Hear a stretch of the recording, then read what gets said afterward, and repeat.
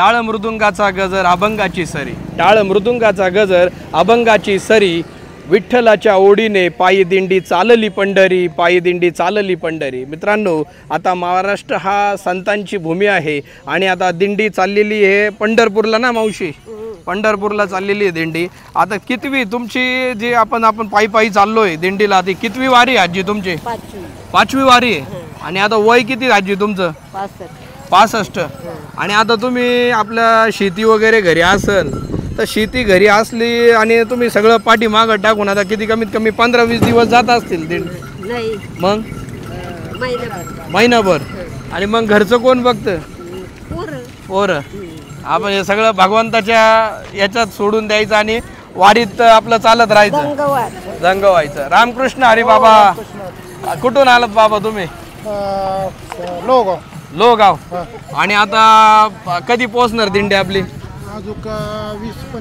20-25 दिवस। आणि ज्यावेळेस आपण चालत असतो दिंडीमध्ये त्यावेळेस तुम्हाला काही साक्षात्कार वगैरे काही झाला का? खरंच म्हणजे पंढरपूरचा पांडुरंग आहे म्हणून सर्वसामान्य शेतकरी आनंदाने नांदत असतो। आनंदाने चालतो। कितवी तुम्ही प्रत्येक वर्षी वारी करता? अजून खाडा नाही। असा काही तुम्हाला अनुभव आला का दिंडीमध्ये एखाद्या भक्तांनी खूप मदत केली किंवा असं काही? साऱ्या वाटाने दान करते। आतापर्यंत 5 रुपयात सुद्धा चहा किंवा अन्न घेतलं नाही का? विकत घेतलं? 35 वर्षात नाही। नाथाची बहुत मोठी कृपा आहे। तर माझं नाव आहे बाळकृष्ण महाराज पटरे, तालुका लोहगाव, अहिल्यानगर। भरपूर मदत करते। असं का? आणि आता हे निवृत्ती महाराजांची दिंडी आहे ना, किती म्हणजे किती वर्षापासून ही दिंडीचं परंपरा चालू आहे? तरी 135-37 वर्षाच्या पुढे असते। 135-37 वर्ष। आणि भरपूर मी म्हणतो भरपूर वृद्ध लोक आहेत, म्हणजे म्हातारी माणसं आहे, म्हातारे बाया आहेत, महिला मंडळ, ते मोठ्या आनंदाने मोठे नाचत गाजत भजन करत दिंडीत चालत असतात, आनंदाने चालत। रामकृष्ण हरी। रामकृष्ण हरी। काही भजन म्हणायचं का आजीबाई? भजन म्हणा छानपैकी।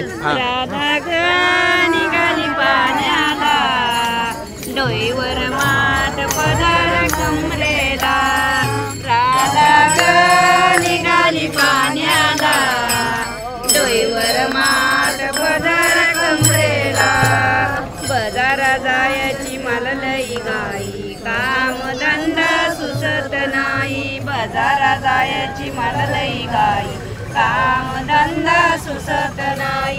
राधा ग निघाली पाण्याला, डोईवर माठ पदर पद्धतीने तुम्ही बघता संत श्रेष्ठ निवृत्ती महाराज पालखी रथ श्री त्र्यंबकेश्वर इथली दिंडी आहे। आणि तुम्ही बघत असाल की अगदी म्हणजे वयोवृद्ध जी महिला मंडळ असेल किंवा म्हातारी माणसं असतील मोठ्या आनंदाने चालत असतात। या आपण आणखीही काही वारकऱ्यांच्या काही आपण मुलाखती घेणार आहे आणि त्यांना कसा आनंद किंवा कसा साक्षात्कार किंवा पायी वारी करत असताना काय त्यांचा आनंद आहे आपण जाणून घेणार आहोत।